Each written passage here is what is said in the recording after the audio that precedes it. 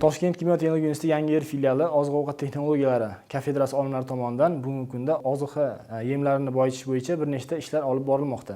Barchamizga ma'lumki, bugungi kunda respublikamizda 9 million tonna oziq yem mahsulotlariga talab bor. Lekin mahalliy ishlab chiqaruvchilar 2 million tonnasini ishlab chiqarmoqda, 7 million tonna esa bizga import hisobiga kirib kelyapti. Va biz import o'rniga kirib kelayotgan oziq yem mahsulotlarini o'rganganimizda ma'lum bo'ldiki, ularda oqsilni saqlovchi xomashyolardan baliq uni va soya uni asosiy ko'rsatkichni bermoqda. Shu sababdan biz mahalliy noan'anaviy xomashyolar orqali alternativ tarzda soya va baliq uni almashtirib, oziq yem mahsulotlarini ishlab chiqarmoqdamiz. Bilamizki, soya uni bizga 90% chetdan kirib keladi, 10% demak mahalliy ishlab chiqaruvchilar tomonidan uzatiladi. Shu sababdan soya uni va baliq uni oziq yem tannarxini keskin ko'taradi.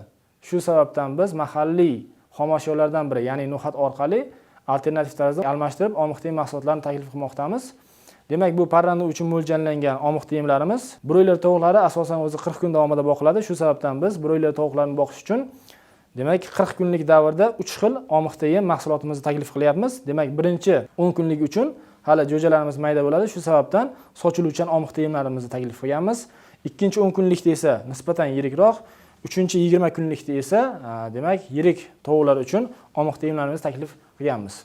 Bugungi kunda demak institutimiz tomonidan yaratilgan texnoparkda 2 tonna sutka quvvatda oziq yem mahsulotlari ishlab chiqarilmoqda. Agar fermerlar tomonidan yirik quvvatda ishlovchi demak fermerlarimiz yoki korxonalarimiz bo'lsa, demak yirik quvvatda ham yetkazib berishga va ishlab chiqarishga tayyormiz.